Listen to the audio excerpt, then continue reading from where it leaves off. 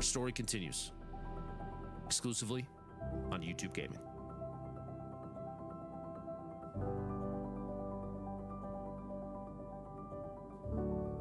Well, boys, this will be big.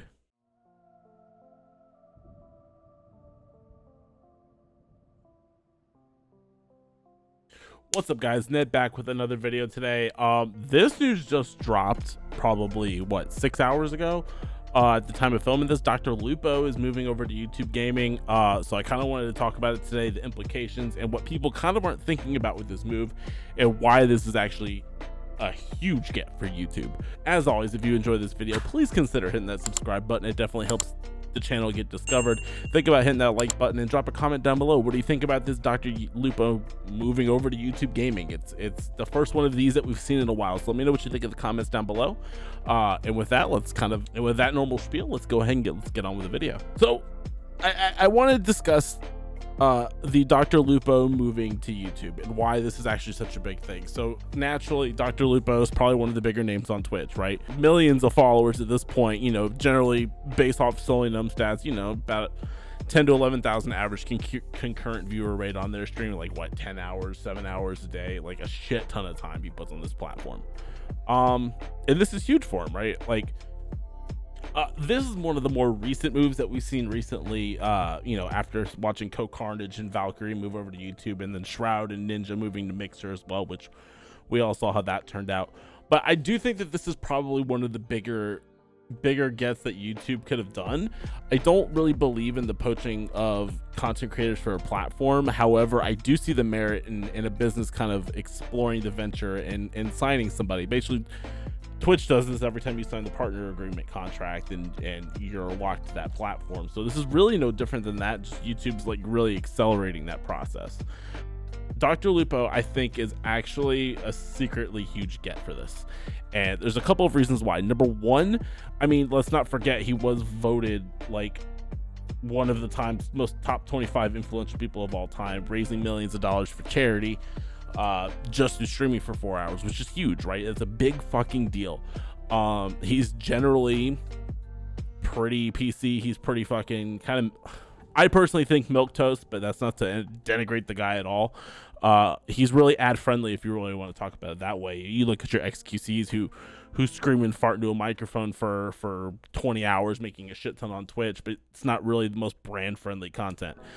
Dr. Lupo really fits that, right? Dr. Lupo is super family oriented, super, you know, he's not going to be screaming, you know, terrible things into the microphone anyway, right? So like, just on that alone, it's really good brand recognition. He has the name behind him already, being like somebody who's actually in the mainstream news, kind of like how Ninja is. I kind of see him as like a secondary Ninja to a fact. He's one of those ones that have broken through that barrier a bit in the streaming space to basically become more of a household name, which is huge for the medium and gives some sort of legitimacy to it. So for YouTube, I think this was a pretty big pickup.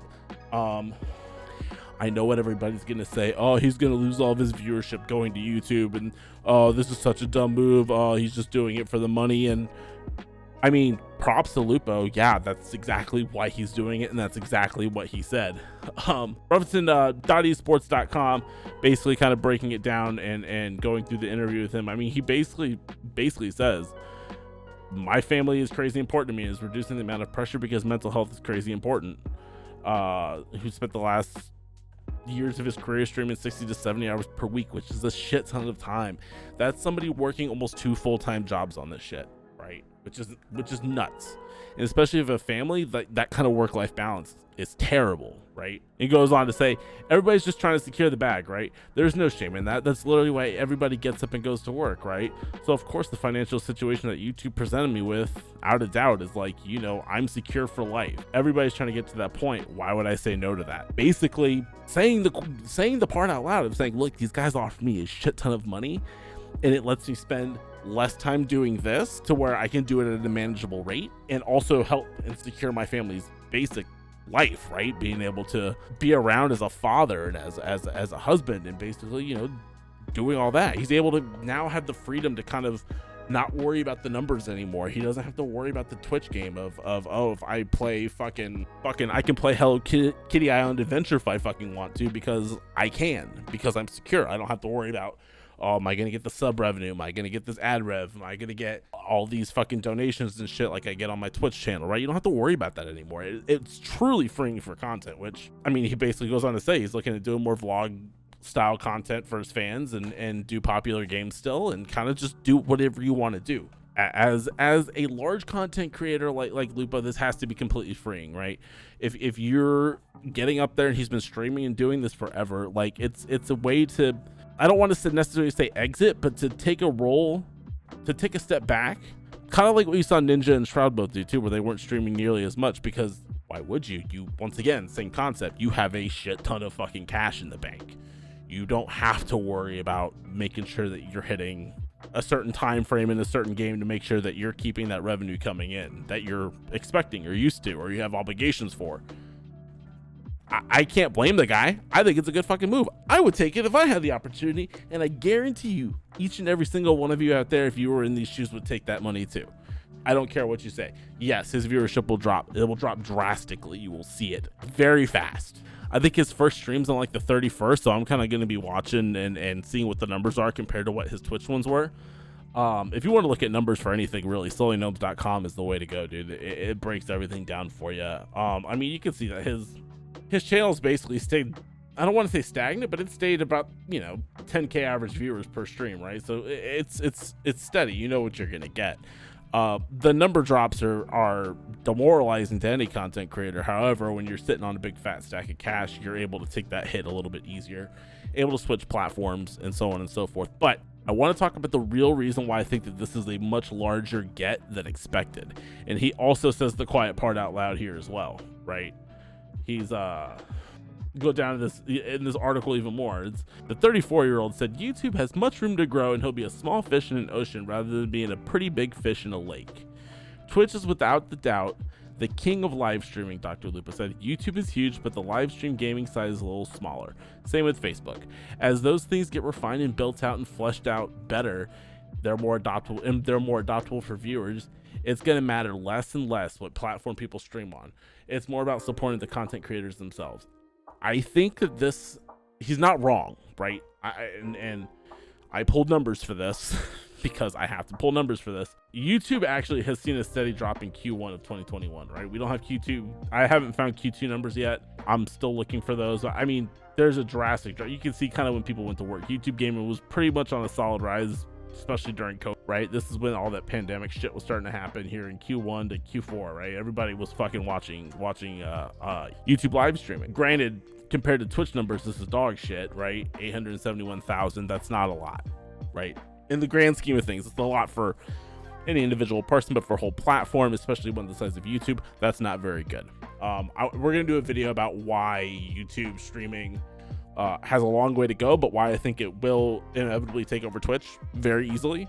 God, I gotta hydrate. But while you see these numbers declining, you can see why YouTube would go ahead and make a deal like this anyway, right? It brings a new face to the platform, a known face to the platform. Like I said, somebody who's kind of broken out of that streaming sphere and going out to, has branched out into the real world news cycle, right? To bring that fresh face and bring it to YouTube. I have a feeling that Dr. Lupo's will pick up more for improving the platform as well. And there's a few reasons why I say this, right? If you look at the number, 636,000 people were watching. It's a drastic drop from the quarter before. I think that YouTube, and I think that you're about to see it, I think YouTube live streaming is about to make a huge play, and I think Dr. Lupo is the key to it, right? You want influencers around you to basically help give you ideas, to basically help build out your platform for discoverability, for making it a platform that other people want to stream on. And I think that Dr. Lupo is going to be leveraged for this 1000%. You're about to see huge changes in YouTube live streaming. You're about to see huge growth in YouTube live streaming if they do it all correctly. And I think that it's going to be a huge game changer. And I think Dr. Lupo is going to be helping out with a lot of that. I think he's going to have some say in exactly what they work on next, because that's kind of what's important. If we look at YouTube live streaming right now, and like I said, we'll go more in depth here real soon, but where on this side do you see any sort of, hey, look, there's me. Where do you see any sort of anything here for live streaming, right? You don't. And that's really the problem with how it is. I had to scroll. These are even movies. I got caught off by the Master Chief. But like, you have to go all the way down here to YouTube Gaming and YouTube Live in the more from YouTube category. I think that you're going to see all of this change real fucking soon, and I think that it's going to be drastic, and I think it's going to be huge for YouTube streaming and YouTube streamers as a whole. I think you'll start seeing a lot more moves being made. If not by the end of this year, I would say by mid 2022, you'll start seeing YouTube Gaming be more viable platform, and we'll do that in another video. But I think Dr. Lupo is the key to that. I think he's going to give the insight that he's had being on Twitch for so long, for streaming for so long, for being a decent face for the medium for so long, right? That you're going to start seeing that kind of morphosized in YouTube live streaming, which will be huge for the platform. I think Twitch needs to be scared. I think Twitch has a lot of issues right now, both on a community front and on an optics front. I think that the two kind of go hand in hand, but also they're kind of separate. And a discoverability front, which is a lot of the problem with why live streaming is such a difficult medium to grow on, because discoverability is inherently hard because it's a live platform, right? You don't know what's going to happen. You can't grab people with certain things. You have to just hope that you figure it out or market yourself elsewhere. For tips on that, I'll link it down below. Go watch Harris Heller and Devin Nash, thebomb.com, and really kind of like the S tier echelon of how to start growing your Twitch stream if that's where you want to stay. And I don't see myself leaving Twitch anytime soon. Waffled with it, but we'll see what happens. But Dr. Lupo leaving is a bigger blow to the platform than most people are going to want to think, and I think that you're going to see all these change, this change specifically manifests itself here in about the next 6 months. Twitch is losing a lot of their family friendly faces, right? And no offense, I get why people like it, but you're going to be stuck with the fucking XQCs and the Asmongold's and the Nick Mercs of the world on Twitch. And I think that you're going to see a more family friendly branding of YouTube gaming here in the really near future, kind of like what Mixer tried to do before it inherently crashed. But Mixer never had an audience to begin with, so whatever. But yeah, I just want to kind of give my thoughts on the Dr. Lupo thing. I think it's actually bigger than most people want to make it out to be, and I think that there's a lot of I think he's going to provide a lot of insight for how YouTube's going to basically grow their live streaming platform, and I think you'll start seeing it, like I said, in the next year. Once again, if you like this video, please consider hitting that subscribe button. It definitely all helps with the algorithm. We're all beholden to it. The YouTube algorithm is God. It is king over our success and our failures. So definitely hit that subscribe button, leave a comment down below, hit the like button, hit that notification bell so you can see when we post new videos. Trying to get a more consistent schedule of about one every other day or so, Monday, Wednesday, Friday. So keep an eye out for that. We do stream on twitch.tv /NedleyTV. Go give that a look-see. Currently my stream schedule's kind of I'm trying to solidify it. I want to make time for YouTube and for Twitch, and never the twain shall meet at this point, so kind of working that out. But yeah, go give it a follow and you can see when I'm live, because I think I'm kind of funny. Maybe, perhaps.